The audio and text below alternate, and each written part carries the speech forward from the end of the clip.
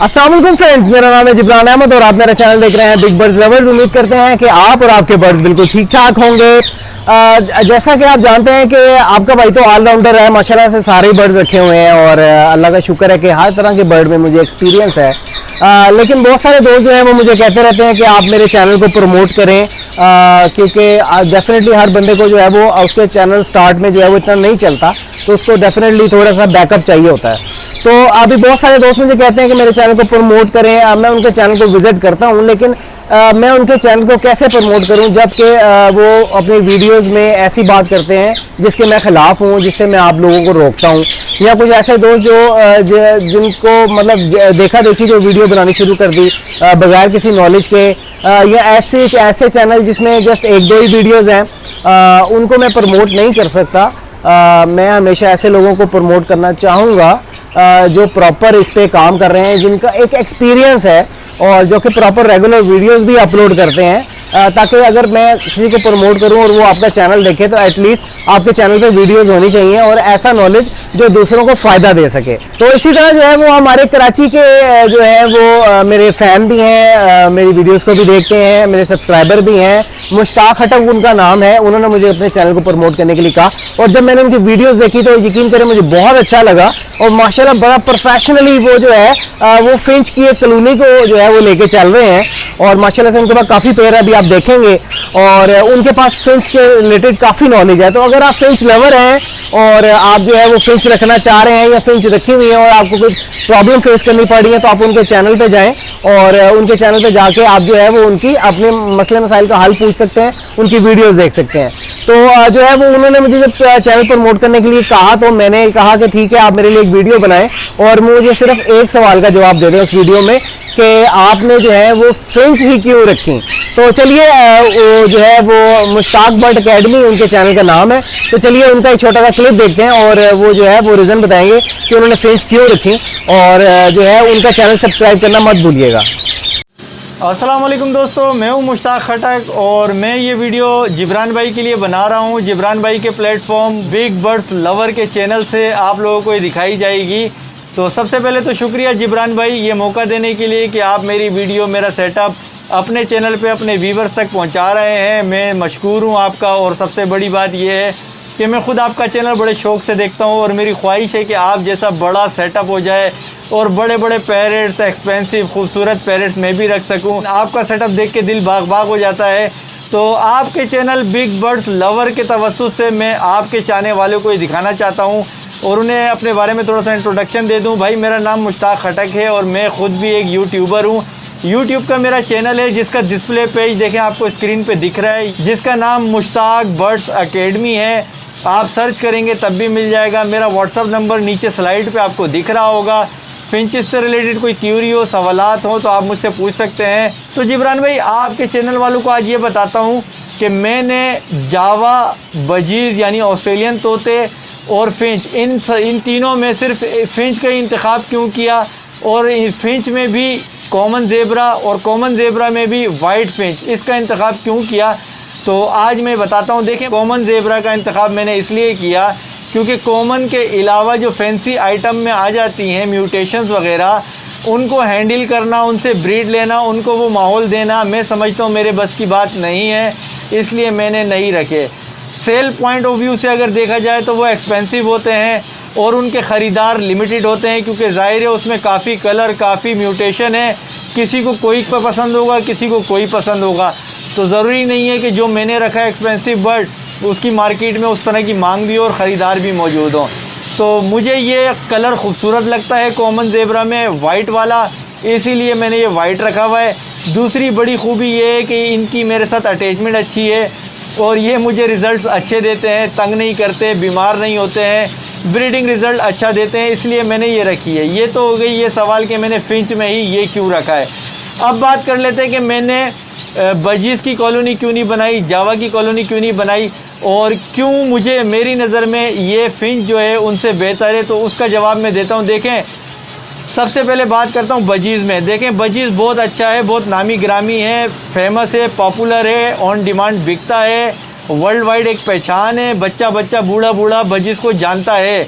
लेकिन देखिए बजीज़ की जब आप कॉलोनी लगाते हैं या बजीज़ आप रखते हैं तो उससे पहले आपको मेडिकल स्टोर भी रखना होगा। इस बात से ये कोई जेलिसी का आंसर ये नहीं है, बर्ड्स बहुत खूबसूरत है, तमाम बर्ड्स अच्छे होते हैं, प्यारे होते हैं।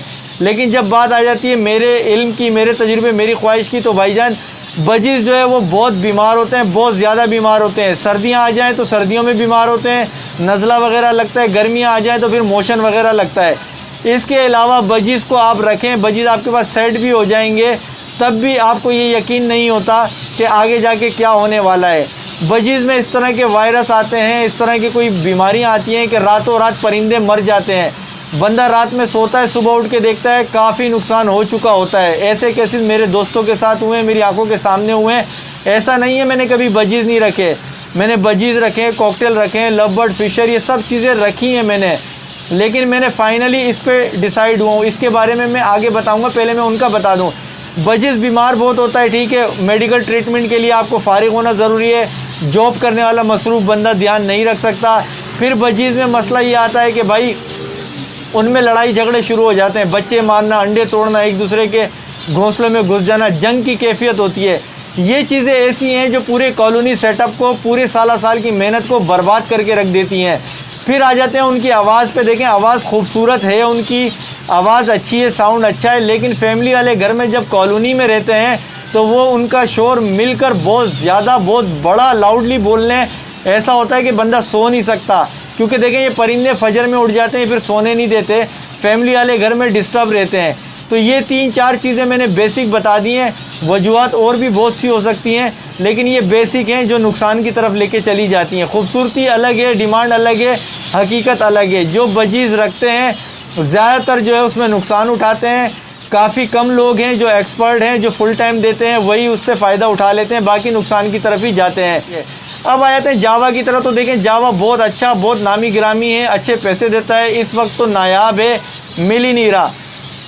लेकिन जावा की जहाँ बात करें तो देखिए जावा साइज़ में थोड़ा बड़ा होता है, जावा की ब्रीडिंग एज ज़्यादा है। 6 महीने से पहले वो ब्रीडिंग एज पे नहीं आता, 6 महीने के बाद ब्रीड करता है। वाइट वाला जब बच्चा होता है उसकी कमर पे दाग होता है, शेड आ रहा होता है, वो शेड साफ़ होता है, उसके बाद ही वो कहीं ब्रीड के काबिल होता है। तो 6 महीने से पहले ब्रीड नहीं देता।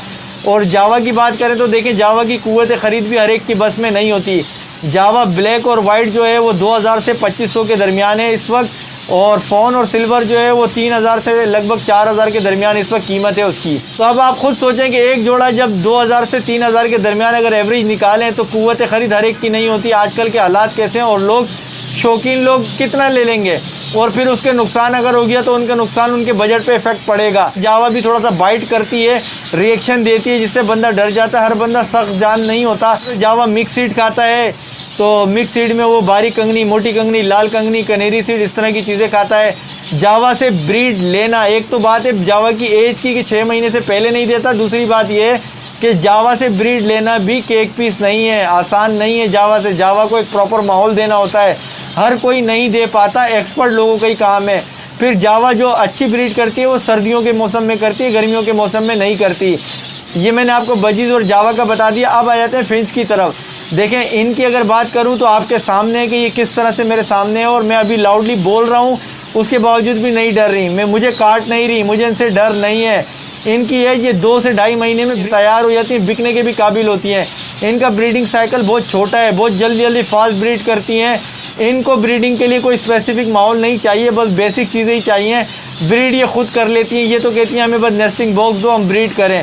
साल ब्रीड करती हैं। इंसानियत के नाते अगर जून जुलाई में ब्रीड रोक दें, रेस्ट पे ले जाए, वो अलग बात है। फिर दूसरा ये है कि इनकी कीमत 500 से 600 में वेरी करती है। 500-600 हर एक की कीमतें ख़रीद होती है, यानी कुव्वत सकत उनकी होती है, उनके बजट में ये चीज़ होती है कि वो इसे ख़रीद सकें ईज़िली। तो शौकीन बंदा शौक़ भी पूरा कर लेता है, स्टूडेंट हो, नौकरी पेशा हो, बिजनेसमैन हो, वो इसमें इन्वेस्ट कर लेता है। क्योंकि देखें 500-600 की होने की वजह से अगर कोई पेयर मरते भी है तो नुकसान का ख़तरा कम से कम होता है। और अगर आपके पास सेट हो जाते हैं तो इनकी ब्रीड इतनी फास्ट है कि क्वांटिटी बेस पे आप इससे बिज़नेस भी कर सकते हैं, और बिल्कुल फ्रेंडली माहौल में होती हैं। आवाज़ भी इनकी कोई ख़ास नहीं है, काटती भी नहीं है, साउंड भी इनका धीमा है। देखें मैंने इतना ह्यूज काउंट रखा हुआ है, 200 पेयर से ऊपर है, लेकिन ये मुझे डिस्टर्ब नहीं करते। जबकि इसी की दीवार के पीछे मेरा रूम है, मगर मैं इनकी आवाज़ों से कभी डिस्टर्ब नहीं हुआ। इनकी आवाज़ यूँ समझें कि कॉलोनी से बस थोड़ी दूर तक जाती हैं और धीमी लहजे में होती हैं। और इनमें लड़ाई झगड़ा नहीं होता, बीमार नहीं हुई अल्हम्दुलिल्लाह। अभी तक कोई ऐसी बीमारी वबा कुछ भी नहीं आया। सिर्फ ये मुझे ब्रीड ही दिए जा रही हैं और ब्रीड ही दिए जा रही हैं, और मैं ऊपर मालिक का शुक्रगुजार हूँ और नीचे इनको थैंक यू कहता हूँ कि ये मुझे ब्रीडिंग रिज़ल्ट अच्छा देती हैं, नुकसान नहीं है। कोई मेरे पास मेडिसिन इस तरह की ख़ास नहीं है इनके ट्रीटमेंट के लिए। कभी मैंने नज़ले का ट्रीटमेंट नहीं किया, कभी मैंने मोशन का ट्रीटमेंट नहीं किया, अल्लाह का शुक्र है। तो ये कंपैरिजन थे भाई, और मेरे चैनल का जो लिंक है वो जिब्रान भाई डिस्क्रिप्शन में दे चुके हैं। मेरे चैनल पे आप आएंगे मुझे खुशी होगी, और कोई भी क्यूरी हो, कुछ भी पूछना हो, मुझसे कांटेक्ट करना। व्हाट्सअप नंबर भी अवेलेबल है। चैनल पे आएँ, खुद भी सीखें, मुझे भी सिखाएं। मिलेंगे नई वीडियो पे, नई जगह पे, नई टॉपिक के साथ। तब तक के लिए अल्लाह हाफ़िज़।